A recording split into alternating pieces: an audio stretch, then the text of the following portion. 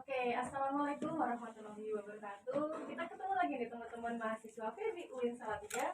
Kali ini nih kita bakal membahas sesuatu yang lagi hangat banget di UIN Salatiga. Tapi sebelum kita masuk ke pembahasan, saya mau memperkenalkan dulu dua pemateri hebat hari ini. Mungkin bisa langsung perkenalan dari Ibu Munah terlebih dahulu. Baik, selamat ketemu lagi, berjumpa lagi dengan saya, Bu Muna Eroti. Saya dosen di Fakultas Dakwah, program studi psikologi Islam. Kebetulan saya mengemban amanah sebagai kepala pusat konsultasi dan konseling Taskia UIN Salatiga. Oke, terima kasih. Kemudian untuk perkenalan yang kedua dari pemateri kita hari ini, untuk dari Bu Rosana. Terima kasih Mbak Putri. Halo, assalamualaikum. Perkenalkan, nama saya Rosana Eri Puspita, MBA dari Fakultas Ekonomi dan Bisnis Islam UIN Salatiga. Saya diberi amanah untuk mengajar di Fakultas Ekonomi dan Bisnis Islam UIN Salatiga. Oke, nih dan untuk hari ini pemateri kita ada dari Bu Munah dan juga dari Bu Rosana. Nah teman-teman, hari ini tuh kita mau membahas sesuatu yang hangat sekali di media sosial, khususnya nih yang saya kutip itu dari Instagram Bu, dari akun pesan UIN Salatiga. Karena kebanyakan anak-anak pada curhat di media sosial, termasuk di pesan UIN Salatiga itu. Nah beberapa belakangan ini yang lagi hangat itu tentang penipuan berkedok MLM. Nah, kita langsung saja teman-teman. Kita mulai dulu mungkin dari Bu Rosana ya Bu ya. Sebenarnya Bu Rosana sendiri udah pernah dengar nggak sih Bu tentang hal semacam ini di kalangan mahasiswa UIN saat ini sendiri? Kayak cerita kayak gini tuh sebenarnya bukan hanya tahun-tahun ini ya. Sejak Bu Rosana jadi dosen baru tahun 2018 itu sebenarnya sudah ada yang kayak gini. Tapi memang lebih maraknya itu memang akhir-akhir ini karena bentuk penipuannya itu semakin beragam lagi Mbak Putri. Jadi kalau semakin kesini gitu ya, itu nggak cuma bentuk MLM aja, tapi juga pinjol dan lain sebagainya. Jadi permasalahan tentang literasi keuangan gitu ya. Karena perusahaan dari Feby ya, jadi ngomongnya tentang keuangan ya gitu. Itu tuh emang banyak banget gitu. Jadi dan kalau misalnya perusahaan dengar cerita-cerita dari mereka, aduh ngeri banget karena dampaknya itu bisa jadi benar-benar mereka tuh kayak mau bunuh diri dan lain sebagainya. Sampai perusahaan ada yang pernah cerita ke perusahaan nih Mbak Putri dan teman-teman rekan Dima semuanya. Jadi sampai benar-benar ada yang pengen bunuh diri, minum obat banyak seperti itu, mau bilang jangan sampai keburu kayak gitu, terus akhirnya dikeluarkan lagi dan lain sebagainya. Itu pokoknya ngeri banget gitu lah. Jadi sampai sedemikian itu beratnya, ngerinya gitu ya, hanya gara-gara tentang literasi keuangan yang kurang kayak gitu. Berarti sebenarnya kita juga dari mahasiswa FEBI, karena basicnya kita ekonomi, harusnya makin memperbanyak literasi tentang keuangan ya Bu ya, supaya tidak terkena hal-hal seperti yang terjadi belakangan saat ini. Harus banget menurut Bu Rosana, karena di Feby itu kurang apa sih sebenarnya ya kalau Bu Rosana ngajar di Feby. Kebetulan Bu Rosana itu kan ngajarnya di manajemen bisnis ya. Bu Rosana tuh mulai ngajarin bikin dulu ya, kemarin itu zaman afiliator TikTok ya, nyari uang dari TikTok gimana, nyari uang dari Shopee gimana gitu ya. Itu semua diajarin, jadi konten kreator gimana gitu ya. Tuh semuanya diajarin tuh, jualan yang manual kayak gimana, promosinya kayak gimana. Semuanya itu sebenarnya nggak kurang, apalagi tentang reksadana, saham dan SBI itu juga belajar manajemen keuangan, ada di mata kuliah, bisa sharing sama dosen dan lain sebagainya. Sebenarnya kurang apa gitu, keren banget. Jadi memang literasi keuangan itu menurut gue sana penting banget. Oke teman-teman, aku kali ini mau masuk dulu nih ke sisi psikologis dari Ibu Munah. Saya mau tanya sedikit. Jadi kan memang sudah banyak yang terkena nih bisa dikorban. Berarti kan sudah ada beberapa yang akhirnya konsultasi ke Taskia atau cerita. Nah dari cerita-cerita mereka itu, mereka cerita nggak sih Bu awal mula mereka akhirnya terkena penipuan seperti itu? Iya, baik, terima kasih Pak Suci dan teman-teman semua. Alhamdulillah berusaha. Iya, memang yang kata pertama yang mestinya kita gambarkan tentang keadaan teman-teman yang mungkin terjerumus atau terlanjur masuk ke bisnis yang ataupun urusan-urusan terkait pinjaman adalah memang memprihatinkan.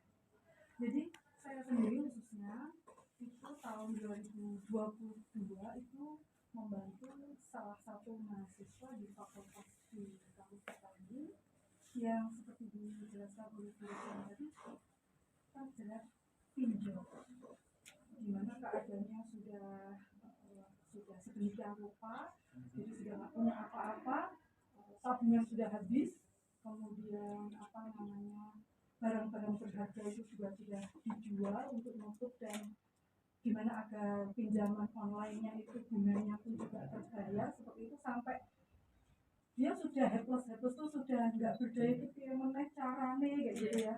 Dan seperti yang disampaikan Bu Rosana, yang bersangkutan kebetulan juga mungkin kalau melihat ini juga mungkin juga masih ingat gitu ya, saya menyapa juga beliau tahun ini ya, dia sempat awalnya itu berkeinginan tapi kemudian sempat mencoba untuk mengakhiri hidupnya, tapi alhamdulillah masih belum berhasil. Nah, pada saat itu kemudian dia memberanikan diri untuk datang ke Taskia meminta bantuan pertolongan agar minimum waktu itu dia kiranya dia bisa minimum itu curhat, bisa mengungkapkan rasa berat, rasa khawatir, takut, dikejar-kejar dan sebagainya.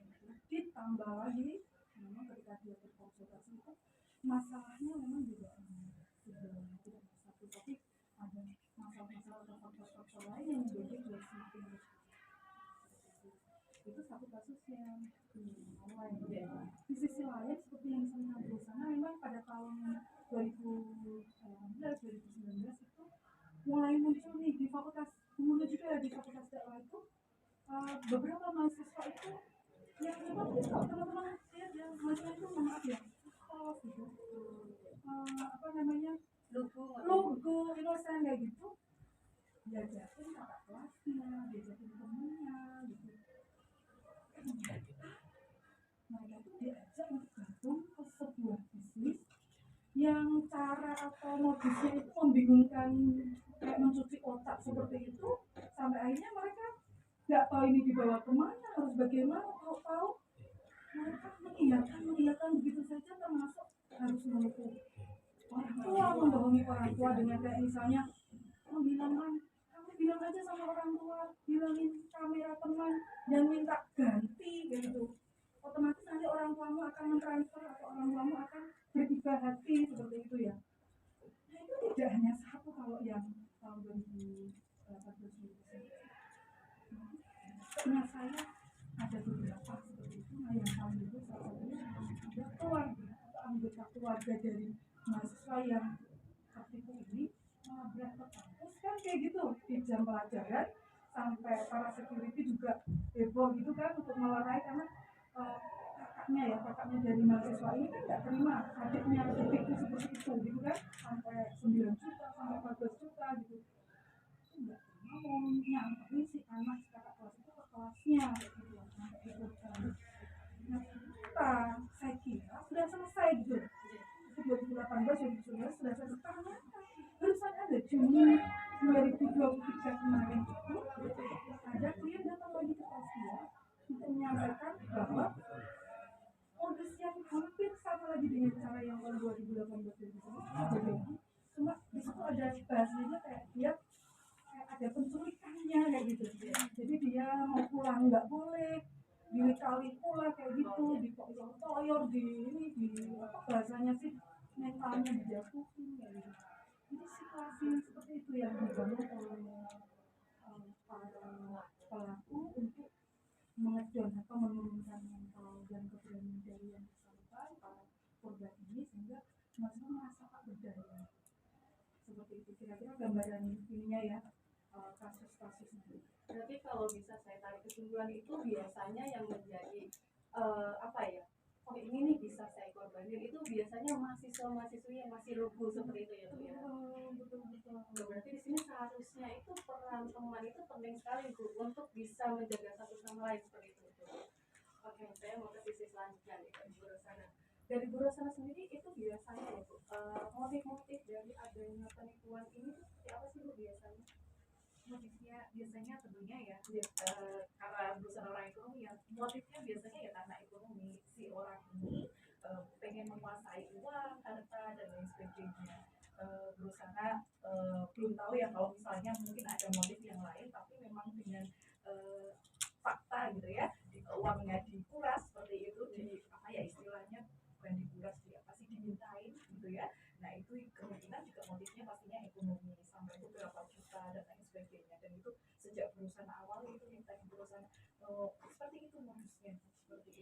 dari tahun 2018 awal gitu.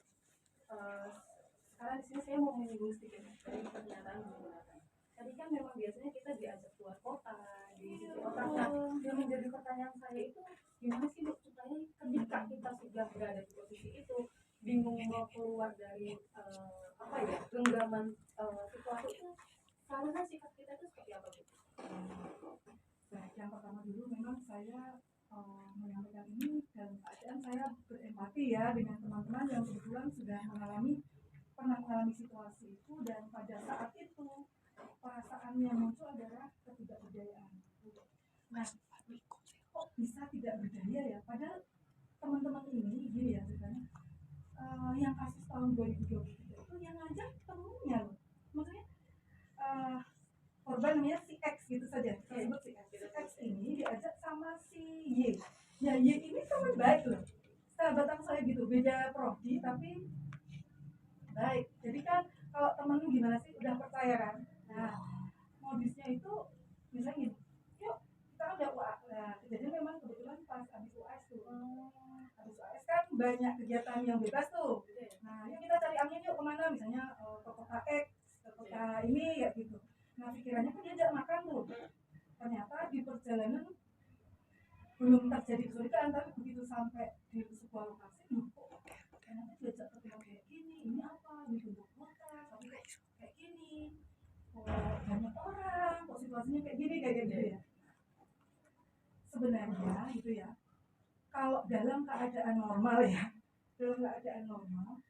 mungkin kita punya daya kritis ya teman-teman, kayak misalnya tanya, atau misalnya kayak apa, istilahnya menghidupkan pikiran-pikiran untuk mempertanyakan terlebih dahulu gitu kan, sebelum kita mengiyakan satu ajakan, meskipun ajakan itu juga dari teman yang sudah kita percaya. Itu berarti satu tips atau apa ya, saran ya, apa, berdasarkan pengalaman Bu Muna, mendapatkan informasi-informasi dari teman-teman yang sudah kadung ya, sudah terkadung waktu itu.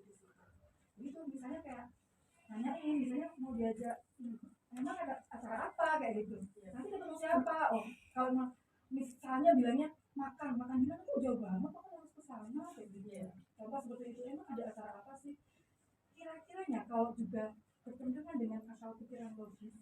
Karena misalnya kalau traktir misalnya anak mahasiswa ya, mau traktir makan di sini misalnya kan banyak ya, kalau traktir makan harus kembali, itu juga agak apa namanya, menurut saya ya agak anehnya kalau hanya sekedar makan aja kita ke Boyolali atau kan, kecuali ya kayak misalnya karena sekarang mau main saudara kok, sekarang ke sana mau ada seminar. Nah, berarti kan ada kata seminarnya tuh nanti ya, seminar apa kan bisa dikepoin tuh, kayak gitu. Jadi yang pertama mungkin harus kayak dari awalnya untuk pencegahannya itu sih, untuk pencegahannya harus mungkin mempertanyakan lebih detail apa sih sebenarnya agendanya atau acaranya di sana.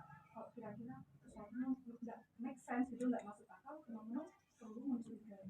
Khususnya teman-teman mahasiswa baru ya, memang teman-teman mahasiswa baru ini sering disasar karena mereka masih asing kan di kampus, jadi mereka ingin make friends, inginnya mau banyak teman, mau berteman. Jadi kalau orang pengen berteman, pengen diterima kan pasti dia cenderung untuk afirmatif ya dengan orang lain yang mengajak itu, dia nggak bersyukur kan diajak karena senang karena diajakin. Tapi tunggu dulu, ngajakinnya ini ngajakin yang benar atau tidak, itu yang paling penting di awal kayak gitu ya.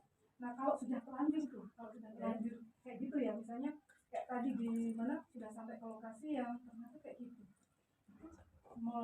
apa namanya, perlu lebih harus membutuhkan keberanian memang. Karena biasanya kan mereka ada rasa pekewo gitu ya, pekewo tuh sungkan kayak gitu karena teman saya nggak enak kayak gitu. Yang kedua keberanian gini, modusnya kan berarti ngajak ke tempat yang kira-kiranya belum dikenal.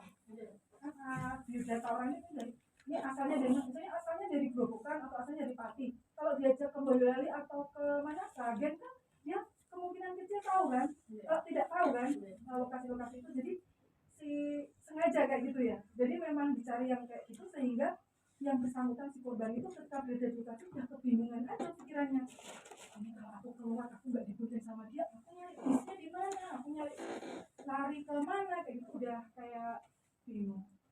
Nah makanya kalau misalnya udah terlanjur tuh teman-teman situasinya seperti itu, memang satu-satunya yang harus dilakukan adalah melawannya dan berani, tapi ucapkan atau lakukan penolakan halus itu dengan cara yang tetap terkendali, tidak terlalu mencurigakan tapi tegas. Kayak misalnya yang logis, jamnya ini ya, aku tuh ternyata kan udah janji lagi ya, harus tetap tenang di sini, harus ada sesuatu yang logis karena mental dan otak manusia itu kalau kita menyajikan data atau rasional itu otak akan lebih reseptif ke otak orang lain, sehingga dia juga tidak punya kesempatan dan tidak punya tedeng itu untuk menolak atau mengelak. Jadi caranya harus tenang, kemudian sampaikan baik-baik dan harus sesuatu yang rasional masuk akal. Dan nanti dalam keadaan harus berani. Jadi oke, kalau misalnya aku nggak bisa nganterin kamu, oke aku berani. Kalau berani jalan, berarti mana yang harus dituju? Yang dituju mestinya kemana teman-teman? Mestinya ke tempat kayak yang bisa melindungi, kayak misalnya polisi, atau misalnya kantor pemerintahan yang di situ ya. Atau kalau tempat hari libur misalnya ya, kayak misalnya kalau dekat dengan daerah-daerah kayak ada toko-toko kayak saya nyebut merek ya, seperti itu mungkin masih relatif bisa dipercaya. Untuk misalnya menjadi titik untuk melakukan penjemputan ojek online atau apa seperti itu, supaya bisa, karena di situ ada kamera-kamera kan di tempat-tempat yang seperti itu. Kemudian bisa langsung menghindari, karena kalau diikuti nanti semakin kayak tertanam tuh atau sulit untuk menolak dari ajakan-ajakan semakin yang sulit untuk menolak. Berarti saya bisa menarik kesimpulan sedikit nih. Jadi ketika teman-teman merasa udah diajakin keluar kota jauh sama teman maupun bukan teman, kalau dirasa ragu mending nggak usah ya Bu ya, daripada nanti akhirnya sudah sampai sana nanti susah untuk melawan, malah terkena penipuan seperti itu. Jadi tadi kita udah ngomongin tentang masalahnya itu. Sekarang saya mau minta solusinya apa ya, dari sisi ekonomi itu sendiri ada nggak sih Bu dari Fakultas Ekonomi Bisnis itu seperti melakukan apa, atau mahasiswa harusnya itu berbuat apa supaya tidak terjebak di masalah seperti ini, ataupun mencari solusi atau jalan keluar dari ketika sudah menjadi korban seperti itu. Mungkin Bu Sana cerita sebelum preventif dulu aja kali ya Mbak ya. Mungkin kalau ini banyak adik-adik mahasiswa baru gitu ya yang nonton podcastnya Dima ini gitu ya, pastikan circle kalian itu benar-benar circle yang bisa mendukung kalian, support secara mental dan akademik juga gitu ya. Terus supaya nggak sendirian, mungkin kalau ini karena ini Dema ya mungkin ya, jadi berusaha juga sekalian promote gitu ya, untuk ikut aktivitas supaya nggak terlalu banyak overthinking kayak gitu. Jadi kan kebanyakan mahasiswa itu kan galau, overthinking dan lain sebagainya. Kalau hanya kupu-kupu gitu ya, jadi kuliah pulang gitu ya, nanti akan banyak waktu-waktu yang jadi banyak ngalamun, banyak apa, dan gak punya banyak teman tentunya ya, teman yang positif ya. Nah kalau ikut kegiatan-kegiatan yang positif kan di sini banyak UKM, Formawa dan lain sebagainya ya. Kalau misalnya yang suka politik kampus gitu bisa ikutan Dema kayak di sini kayak kakak-kakak ini gitu ya. Atau berusaha juga kayaknya organisasi banyak ya. Ada yang kalau di ekonomi ya yang relate itu, kalau misalnya tentang penelitian dan lain sebagainya ikut KCI. Kalau misalnya mau tentang bisnis gitu ya, mau mengembangkan bisnis, Bu Rosana sama Bu Imanda itu mengampu gitu ya, namanya forum inkubasi bisnis. Jadi membantu sih, menemani adik-adik mahasiswa gitu ya, mendampingi adik-adik mahasiswa menjalankan bisnis mereka. Jadi kita coaching mereka gitu ya, supaya nanti ketika lulus bisnisnya itu benar-benar udah jadi. Itu kalau misalnya mau yang ke bisnis. Tapi ada juga mungkin yang pengennya ke arah pasar modal, karena supaya literasi keuangannya bagus, pasar modal, terus saham, terus kemudian reksadana dan lain sebagainya. Itu di IPB juga ada kelompok studi pasar modal KSPM gitu ya, dan itu kerjasama dengan OJK langsung. Pembicaranya biasanya di kelompok studi itu gitu ya, ada literasi ribuan gitu ya, bulanan dan lain sebagainya, itu dari OJK juga. Dan itu kayak bikin melek gitu loh, kita bisa investasi mulai dari 100 ribu gitu ya, tapi investasi yang beneran, nggak investasi yang abal-abal, karena ini benar-benar dipandu nih gitu ya sama ibu dan bapak dosen, dan juga dari OJK langsung. Kalau di tadi beneran dari OJK, jadi bisa ini. Terus ada juga HMPS gitu ya, kakak-kakak yang insya Allah lingkungannya lebih kondusif karena Bu Rosana sering sering mendampingi teman-teman di HMPS di organisasi-organisasi itu untuk mereka kalau mau ikutan lomba kayak gitu ya, biasanya mereka sering konsultasi sama Bu Rosana untuk karya ilmiah, bisnis plan dan lain sebagainya. Itu Bu Rosana lihat mereka itu positif kegiatannya gitu. Jadi circle mereka jadi circle yang positif, kompetitif juga tetap positif dan lain sebagainya. Jadi keren deh, yang suka bisnis lah, yang suka kegiatan politik kampus ikutlah, yang ikut pengen ilmiah lah, banyak banget sebenarnya. Atau kalau di ormawa yang lain ada yang suka ngaji gitu kan, itu kan banyak juga ya, ada jihad ya, terus ada yang lembaga dakwahnya juga, ada banyak banget Kopma juga, berusaha beberapa kali juga ngisi di Kopma. Itu anak-anak Kopma itu entrepreneurship-nya itu luar biasa banget gitu. Jadi itu adalah preventifnya, circle, kayaknya circle itu di kampus itu penting banget. Jadi pilih teman yang kayak gimana itu tuh juga akan menentukan, karena kalau kalau di ekonomi gitu ya, kamu itu ya kamu adalah cerminan dari 5 temanmu gitu lah istilahnya kayak gitu. Jadi kamu tuh kayak gimana ya, cerminannya ya teman-temanmu itu kayak gitu. Nah itu juga preventifnya seperti itu, cari circle yang positif. Yang kedua, selain circle itu juga kita harus literasi tentang keuangan itu juga ditingkatkan, karena mau nggak mau modusnya itu rata-rata tentang uang mbak gitu ya. Jadi kasus-kasus seperti itu balik lagi ke uang, entah itu MLM lah. MLM itu apa sih sebenarnya? Jangan-jangan itu penipuan yang berbentuk MLM. Terus misalnya investasi yang seperti apa sih seperti itu ya. Kalau kita di KSPM, kelompok studi pasar modal, itu insya Allah tahu investasi itu seperti apa, karena benar-benar yang mementori kita gitu ya itu dari OJK beneran gitu, dan ibu-ibu dan bapak-bapak dosen dari FEBI gitu ya. Terus kalau misalnya itu investasi, terus kalau misalnya tentang apalagi bisnis yang seperti apa sih gitu ya. Nah di FEBI betul bersama ada di situ nih, ada forum inkubasi bisnis yang beneran itu ya kayak gimana sih kayak gitu ya. Nah itu kita harus banyak literasi tentang itu gitu ya. Apalagi FEBI gitu ya, harusnya kan memang lebih melek secara keuangan dan bisnis gitu ya. Jadi memang harus di sana. Itu kan seperti itu. Oke, jadi kita udah tahu nih solusi dari sisi ekonomi ya, yaitu seperti memperbanyak literasi keuangan dengan cara seperti contohnya mengikuti kegiatan organisasi mahasiswa atau unit kegiatan mahasiswa seperti itu ya Bu ya. Kemudian nih, saya mau balik lagi ke Bu. Dari sisi psikologisnya Bu, ketika dia sudah menjadi korban, apa sih Bu yang misal sedikit aja kampus itu bisa membantu seperti apa dari sisi psikologis seperti itu? Kalau posisinya sudah ada kejadian, jadi memang sudah di situ ada teman-teman mahasiswa yang mengalami keadaan tertipu atau misalnya juga tadi masalah terjebak di pinjaman online gitu.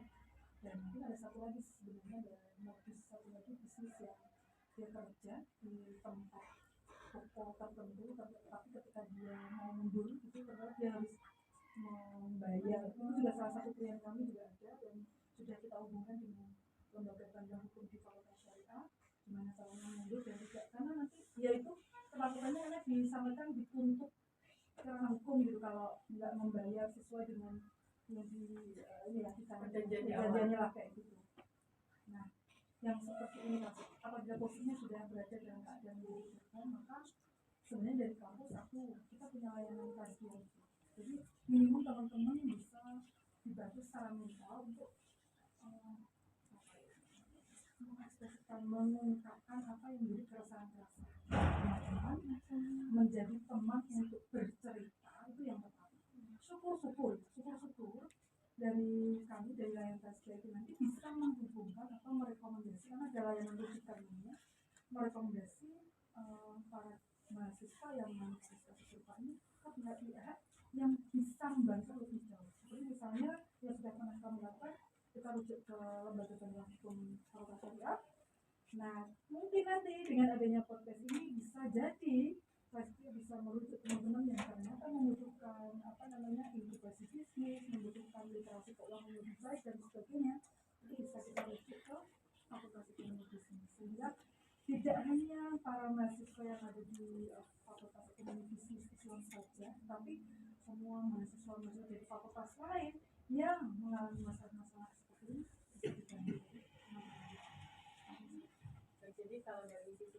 manfaatnya itu di kampus ada namanya pelayanan taskia seperti itu ya. Bisa konsultasi teman-teman. Yang saya sering dengar itu minimal kita itu memang perlu didengarkan seperti itu ya Bu. Oke, aku lanjut lagi ke Bu Sana. Itu terkait pinjol Bu. Oke, jadi kan belakangan ini emang pinjol lagi marak ya, dan setahu saya itu beberapa di kalangan mahasiswa yang terkena pinjol mereka juga sempat diancam Bu. Contoh ya, atau enggak saya mohon maaf ya. Jadi itu fotonya diedit tuh, jadi mukanya aja yang diambil, nanti sisa badannya diambil dari yang lain, nanti diancam disebarluaskan. Nah itu kalau teman-teman mahasiswa ada yang mungkin saat ini sedang ada di posisi seperti itu Bu, diancam oleh pinjaman online, sikap kita itu harusnya seperti apa sih Bu? Apakah apa ya, kita harus berani seperti apa, tindakan yang betulnya seperti apa supaya tidak resiko ke diri kita sendiri seperti itu. Oke, terima kasih Mbak Putri. Menarik nih. Jadi kemarin Bu Rosana, tahun kemarin sih ini presentasi di MUI nih, apa namanya, tentang fatwa haram pinjol gitu ya. Dan Bu Rosana itu jadi memahami gara-gara riset gitu ya. Jadi Bu Rosana jadi memahami pinjol itu memang ini Mbak Putri. Ada dua, ada yang legal dan ada yang ilegal gitu ya. Tapi kebanyakan memang yang ilegal seperti itu. Dan kalau legal itu kan diawasi OJK. OJK itu kan pengawasannya ketat sekali ya. Dan di MUI itu juga ada OJK-nya seperti itu. Itu jadi kebanyakan itu memang yang non yang ilegal gitu ya, yang nggak legal gitu ya. Nah, yang nggak legal itu mereka itu kalau mengancam itu memang luar biasa. Jadi jahatnya itu luar biasa seperti itu. Kalau yang diawasi kan nggak bisa sejahat itu gitu.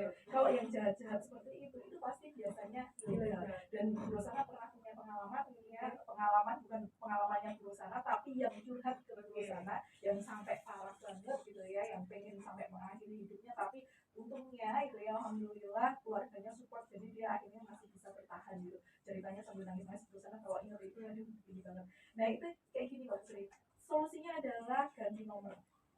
Dan nggak usah pedulikan, terus berpasrah aja ketika nantinya itu foto atau teman-teman nomornya apa namanya, nomor teman-temannya itu tuh dihubungi, ditagih dan lain sebagainya, udah itu dipasrahkan saja, terus udah positif gitu, memulai hidup yang baru, intinya kayak gitu. Memang itu berat sih gitu. Biasanya overthinking kalau berusaha melihat dari yang curhat sama berusaha itu ya gitu ya, itu Feby juga ini itu tuh overthinking setelah itu, tapi nanti kalau teman-temanku ini gimana, aku malu dan lain sebagainya, tapi keluarganya support, udah nggak apa-apa gitu, kita hadapi bareng-bareng. Nah disitulah peran dari circle, entah itu keluarga, entah itu teman-teman dekat kayak gitu ya, itu tuh penting banget. Makanya kalau misalnya ada teman-teman curhat gitu ya, tadi berusaha jadi gak inget ini yang gimana, kalau ada yang curhat dengerin gitu ya, daripada gimana-gimana ya. Berusaha hobinya lari-lari di Pancasila gitu ya, sering ketemu sama anak-anak apa namanya yang lagi nongkrong-nongkrong sambil makan cilok gitu ya, ngobrol sama temennya, itu adalah sehat itu karena mereka sedang curhat gitu ya. Nah, itu sebenarnya oke gitu. Berarti ciri khususnya kalau itu ilegal itu adalah pengancamannya luar biasa jahat. Jadi kalau teman-teman merasa ada di situ itu udah pasti ilegal, dan teman-teman bisa langsung hapus aja nomornya, terserah mereka mau berbuat apa, teman-teman itu harus bisa menguatkan diri sendiri. Betul, iya.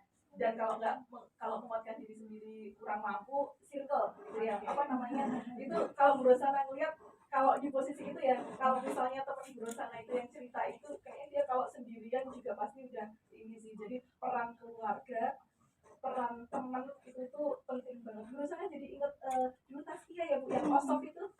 Oh iya, itu kan juga satu student itu kan apa namanya, iya, keluarga satu ya, menyelamatkan. Nah itu kayaknya ya, kalau ini mungkin juga bisa jadi one student, one save, jadi bisa jadi teman juga gitu, karena penting banget sih gitu, ngobrol sambil makan cilok tuh ternyata penting banget gitu. Dan kita perlu itu ya Bu, perlu itu, daripada kita diem di kamar iya, terus gimana ketakutan sendiri di kepala, itu tuh yang bahaya banget sih. Makanya tadi preventifnya adalah yaitu jangan kupu-kupu, cari teman yang circle yang positif, aktif kegiatan gitu. Otomatis kan kalau kayak gini deh, kakak-kakak yang ada di depan ini di balik layar itu sebenarnya banyak kakak-kakak yang aktivitasnya luar biasa gitu ya. Nah itu kan sebenarnya mereka jadi nggak overthinking gitu, karena harus ngurusin podcast gitu ya dan lain sebagainya gitu.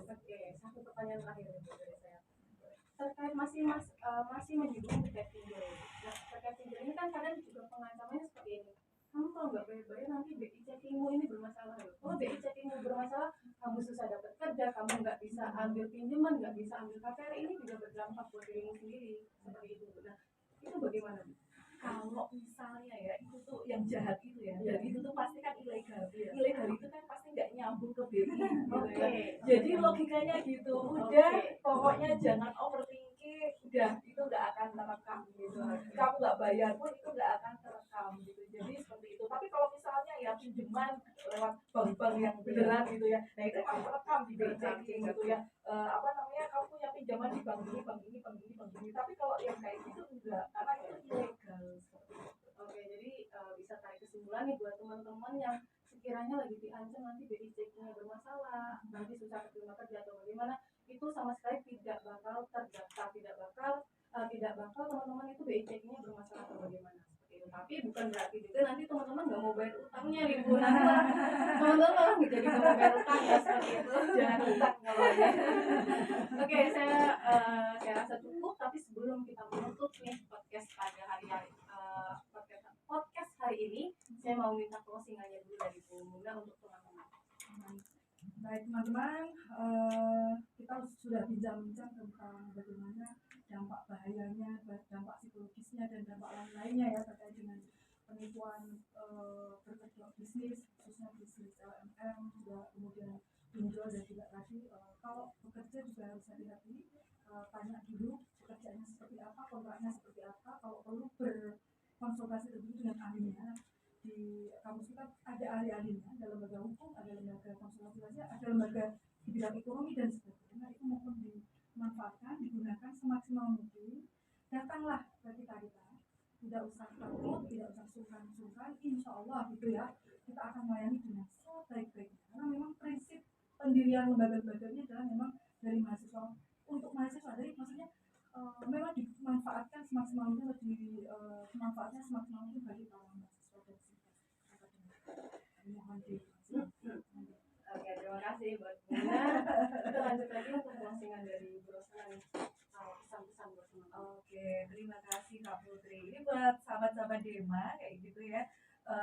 Kalau misalnya kalian sudah jadi mahasiswa gitu ya, tugas kalian tentunya adalah untuk meningkatkan literasi, apalagi ini kalau mahasiswanya mahasiswa PEBI gitu ya, jangan sampai gitu ya hal-hal seperti ini menimpa kalian kayak gitu ya. Jadi ayo terus tingkatkan literasi, passion kalian ada di mana, kejar di situ gitu ya, banyak aktivitas gitu ya, jangan kupu-kupu, cari tahu gitu ya, di luar kelas pun kalian harus terus belajar kayak gitu.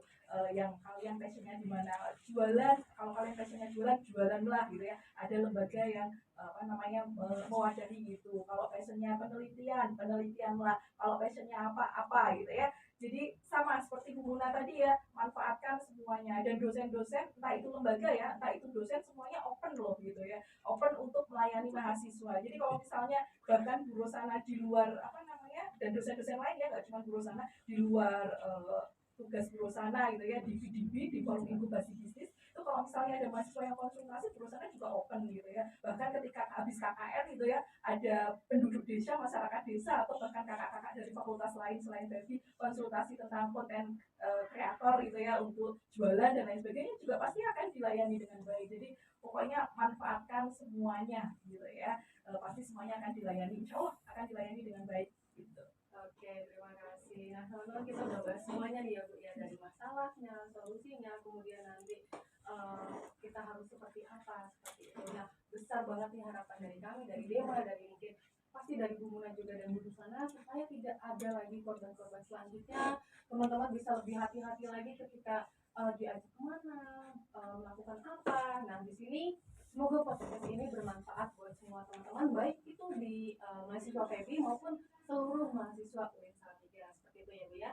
Baik, saya ucapkan terima kasih Bu Muna sudah menyempatkan waktunya, Bu Rosana juga udah, kita luar biasa sekali pembahasannya.